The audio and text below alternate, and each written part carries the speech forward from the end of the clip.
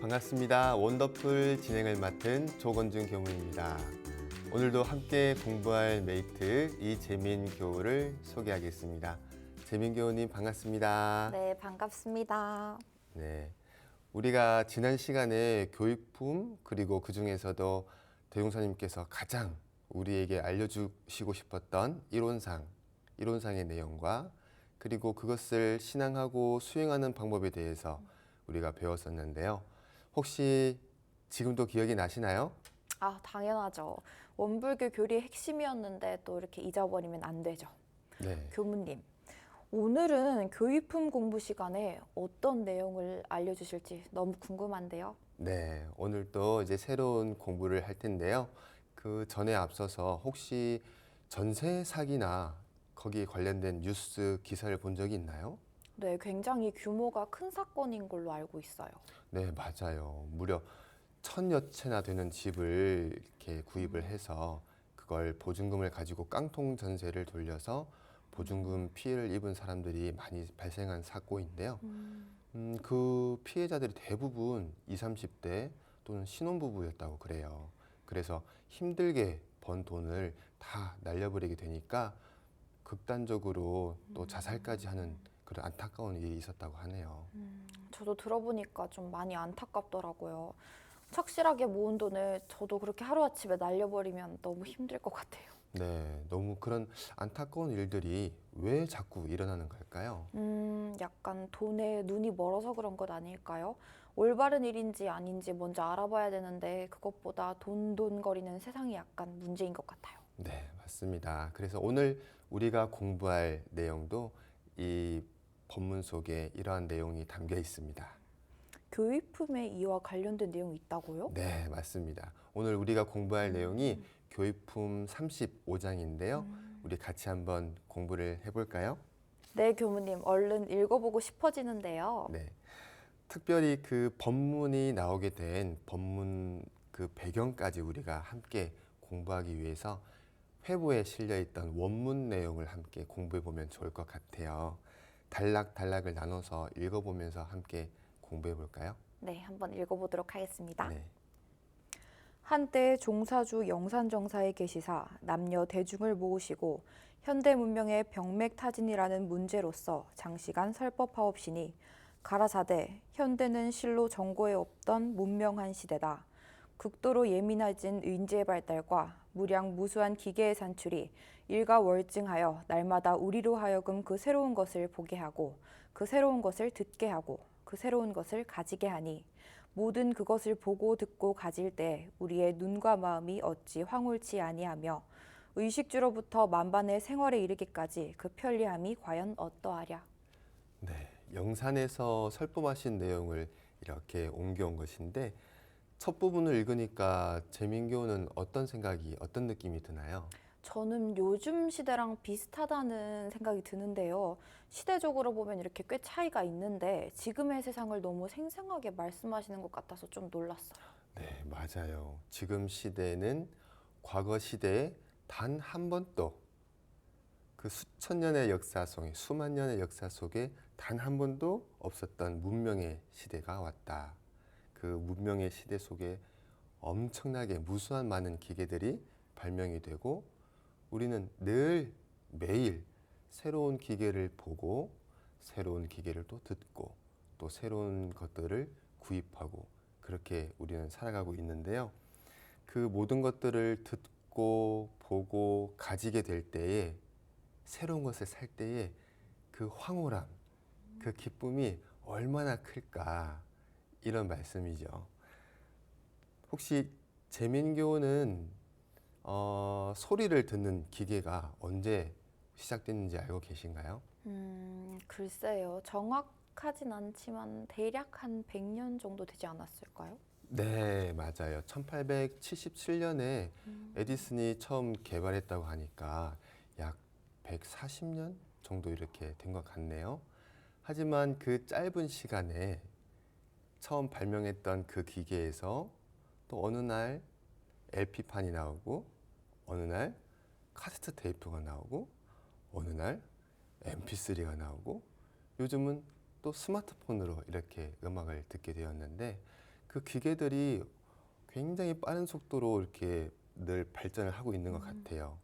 그런 기계들이 없었을 때에 우리가 노래를 한 곡을 들으려고 하면 얼마나 힘들었을까 한번 상상이 갈까요?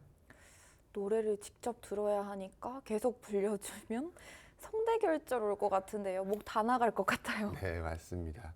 녹음기 하나를 우리가 예를 들어봤는데 그뿐만이 아니라 우리 무수한 수많은 기계들 그리고 과거에는 없었던 수많은 서비스들 요즘은 음식도 집 앞까지 그냥 이렇게 가져다 주잖아요. 좋은 세상이죠. 그렇죠. 이렇게 수많은 과거에 없었던 이런 변화가 양적으로 물적으로 이렇게 일어나고 있는데 대웅사님 말씀처럼 얼마나 편리하고 얼마나 황홀한가 그런 생각이 들어집니다. 그런데 대웅사님께서 왜 가장 이 앞 서두에 이런 말씀을 주셨을까요? 글쎄요. 저는 아직 공부가 부족해서 그런지 잘 모르겠어요. 네, 우리가 그러면 뒷내용을 한번 읽어서 그 이유를 한번 찾아볼까요? 네, 좋아요. 네, 뒷내용을 한번 읽어주시죠. 네. 그러나 우리는 한갓 그 외관적 찬란하고 편리한 물질 문명에 도취만 할 것이 아니라 마땅히 냉정한 모리로서 그에 따르는 결함과 장래에 미치는 영향이 어떠한 것을 한번 잘 생각해 볼 필요가 있나니. 근데 갑자기 내용의 흐름이 약간 변할 듯 말씀을 하시는 것 같은데요. 네, 맞습니다. 냉정하게 냉정한 머리로 한번 잘 생각해보자 하시면서 분위기가 쫙 전환이 되는데요. 그 뒤를 한번 계속 읽어봐 주시겠어요? 그럼 제가 한번 이어서 읽어보도록 하겠습니다. 네, 그런다면 현대는 외형적으로 문명이 극도로 발전된 반면에 그 내부적으로는 크나큰 병맥이 잠재하여 겉으로 그 문명의 도수가 한층 더 증진될수록 안으로 그 병맥의 근원이 더욱더 깊어져서 이것을 이대로 방임하다가는 장차 어떠한 구하지 못할 중태 위경에 빠질는지 모를지라. 이에 세도에 관심을 가지고 뜻있게 지내는 인사로 하여금 심우원려를 금치 못하게 하는 바이다. 네. 말씀처럼 문명이 발전될수록 이 병맥이 더 깊어진다고 하셨거든요. 지금 과거에 발전했던 그런 속도에 비하면 지금 더 빠른 속도로 발전하고 있는 것 같아요. 그에 따라서 지금 말씀처럼 병맥도 더 빠른 속도로 더 깊어지고 있는 것 같아요. 대웅사님께서 이게 더 깊어지면 어떻게 됐냐고 하셨냐면 중태, 구할 수 없는 지경에까지 이를 수 있다. 이 굉장히 어떻게 보면 무서운 말씀일 수도 있을 것 같아요. 세상의 이치 그러니까 우리는 없어서는 살 수 없는 관계다라는 것을 아는 사람의 입장에서 봤을 때는 정말 찬탄을 금치 않을 수 없겠다 이런 말씀이 되겠습니다. 가까운 예로 전쟁의 위기 그리고 기후의 위기, 환경의 위기 그리고 많은 사람들이 서로를 미워하는 7대의 갈등 이런 사회의 현상들이 대종사님께서 말씀하신 그 병맥이 깊어진다는 그 증거가 아닐까 싶습니다. 네, 정말 그럴 것 같아요. 네, 이 병맥을 그러면 어떻게 해야 될지 대종사님께서는 어떻게 또 말씀하셨는지 한번 이어서 읽어봐 주시겠어요? 세상을 근심하고 인류의 전도를 걱정하는 성의만은 스스로 생각할지라도 누구에게 묻지 않으므로 그에 대하여 다소간 관찰한 바도 있고 평소에 생각하던 바도 또한 없지 않으므로 오늘 이 자리에서 제군으로 더불어 현대 문명의 병맥 각종을 진찰 비판하여서 그것이 참 병인가 병이 아닌가를 제군에게 알리는 동시에 만약 병일 것 같으면 조금도 지체 말고 하루속히 퇴치 근절하기를 바라는 바이다. 그러면 병이란 무엇인고? 아래와 같이 그 종류를 들어보자. 1. 돈의 병이다. 현세 사람은 남녀노소를 물론하고 모두가 돈에 대하여는 정신을 잃어버리고 머리를 숙이게 되었다. 인생의 온갖 향락과 욕망을 달성하려 하면은 무엇보다 돈이 필요하다는 것을 알게 된 모든 사람들은 의리보다도 염치보다도 오직 돈이 중하게 되었다. 이리 가도 돈, 저리 가도 돈. 가는 곳마다 돈 노래요. 두 사람만 모여도 돈, 세 사람만 모여도 돈, 모이는 곳마다 돈 공사다. 우리가 앞서 말했던 신문 기사와 똑같은 내용이 그대로 이어지는 것 같아요. 그러니까요. 도영사님 시절의 그때의 모습이 지금까지도 그냥 그대로 이렇게 이어져 오는 것 같습니다. 두 사람만 모여도 주식, 세 사람이 모이면 부동산, 지금도 두 사람, 세 사람 모이면 돈, 돈, 돈, 그렇게 이야기가 되어지는 것 같아요. 분명 우리가 살아가는데 돈은 굉장히 중요하죠. 우리가 필요한 것을 구할 수 있는 그런 바탕이 되니까요. 하지만 참 안타까운 것은 돈만 중요하게 생각하는 그런 병맥인 것 같아요. 돈을 구하는 데 있어서도 돈을 구하는 그 방법, 마땅한 그 이치에 따라서 구해야 할 텐데, 그렇게 본다면 우리가 둘이 모이면 어떻게 하면 사람답게 살 수 있을까? 셋이 모이면 어떻게 하면 좀 더 아름다운 세상을 만들 수 있을까? 그런 이야기가 주제가 되는 그런 세상이 왔으면 좋겠습니다. 저도 그런 세상이 좀 왔으면 좋겠네요. 아마 우리가 그 대용사님 이 뒷부분 말씀에 그런 세상을 만들어갈 수 있는 방법이 나올 것 같은데 한번 이어서 읽어봐 주시겠어요? 그로 인하여 부자의 윤기가 쇠해지고 형제의 우애가 성그러지며 부부의 사랑이 식어지고 부모의 우정이 끊어지는 그러한 등의 신뢰는 가히 구술을 헤아릴 수 없을 만큼 많은 현상이 아닌가.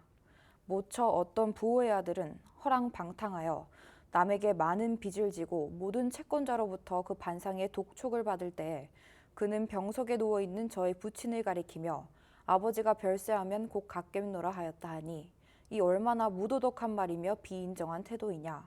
그뿐만 아니라 세상에는 사랑하는 아내를 생명보험에 넣고 그 보험금을 탐하여 아내의 생명을 빼앗은 악독한 남편이 있고 귀여운 자녀를 무서운 화류항에 팔아 자기의 생계를 도와가는 무자비한 부모가 있게 됨을 우리는 종종 신문지를 통하여 보게 되고 듣게 되는 현상이다. 과연 그 얼마나 비참한 사실이며 통탄할 노릇이냐. 와, 요즘 사회면 기사에 비슷한 내용이 또 많은 것 같다는 생각이 들어요. 그때나 지금이나 이렇게 또 파렴치한 사람은 항상 있었네요. 네. 지능적으로나 수단적으로 또 더 발전해 왔겠죠. 네. 이렇게 문명이 발달됨에도 불구하고 이런 병맥이 더 깊어지는 현상은 100년 전이나 지금이나 똑같은 것 같아요. 이 기사를 지금 그대로 옮겨온다 그래도 요즘 기사 아니야? 이렇게 할 것 같아요. 그러니까요. 참 안타까운 것은 지금 앞으로 100년 후를 한번 상상해 봤을 때에 지금 나오는 기사가 100년 후에도 그대로 똑같이 이어 나온다고 하면 우리가 우리 자손들이나 자녀들이나 후대에 물려줄 수 있는 것은 무엇이 있을까 이런 고민을 해보게 되는 대목인 것 같습니다. 아직까지도 대용사님께서 그 병맥을 치료할 방법은 나오지 않았네요. 좀 더 뒤를 한번 읽어봐 주시겠어요? 네, 제가 다시 봉독해 보도록 하겠습니다. 이게 모두 돈으로 인연해서 생기는 일로서 현 사회를 요란케 하는 큰 난리며 세상을 좀먹게 하는 대병이니 이웃 사람의 아들이 그러하고 내 아들이 그렇지 않음에 안심치 말고 이웃의 가정이 그러하고 내 가정이 그렇지 않음에 만족치 말라. 일반적 풍조가 그렇게 변하고 전체적 대세가 그렇게 몰리는 때에는 아무리 얌전하던 내 아들이기로 어찌 그렇지 않을 것을 가히 보증하며 아무리 평화하던 내 가정이기로 또한 그렇지 않을 것을 뉘능히 장담하랴. 네, 우리는 모두가 연결되어 있어요. 모두가 서로에게 영향을 주고 또 영향을 받는 관계라는 거죠. 나만 아니면 돼. 우리 집만 안 그러면 괜찮을 거야. 이게 통하지 않는다는 거죠. 얼마 전에 미국에서 이런 일이 있었다고 해요.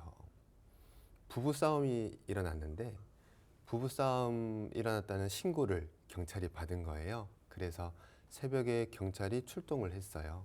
출동을 해서 집 문을 쾅쾅쾅쾅 나오세요, 나오세요 하고 두들렸는데 안 나오는 거예요. 그러니까 더 세게 두들렸겠죠. 쾅쾅쾅쾅 쾅쾅쾅쾅.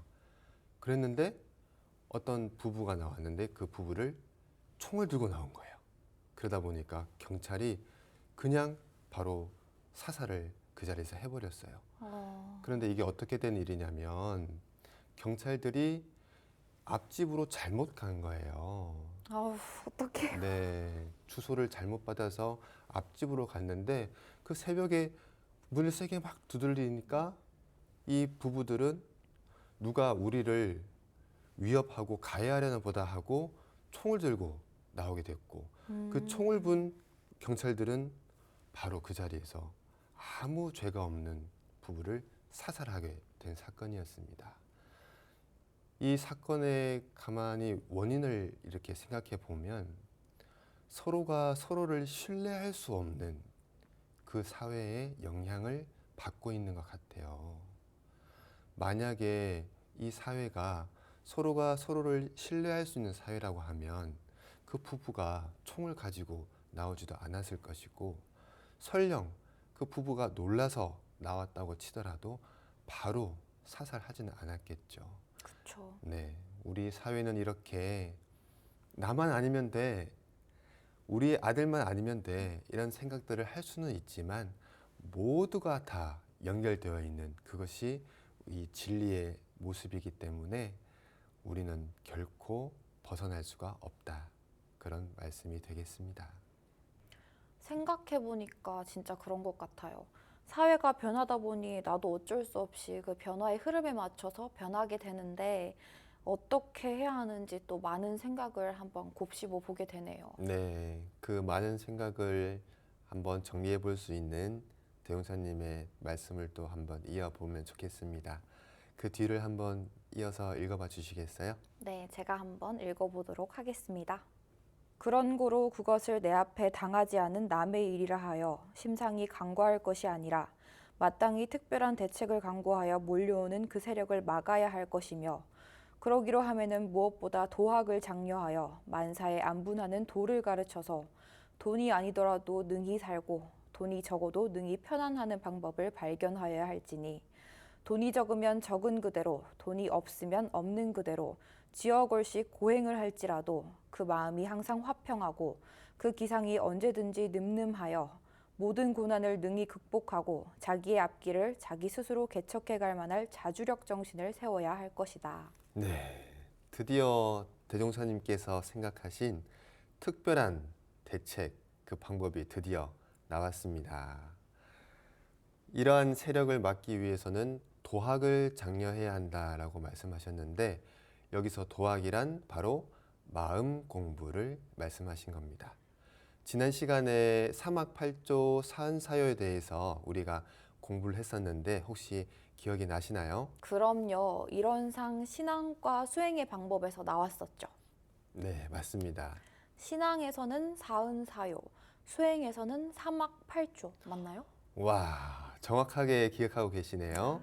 네, 방금 말씀하셨던 사은사요, 사막팔조, 그 마음 공부의 방법이 바로 이 돈의 병을 치료할 수 있는 방법이 될 텐데요. 그 중에서도 사막, 그 중에서도 정신수양 공부가 이 돈의 병을 치료하는데 굉장한 명약이 될 것입니다. 이 정신수양 공부는 뒤에 우리가 수행품에서도 또 더 자세하게 공부를 해보게 될 텐데요.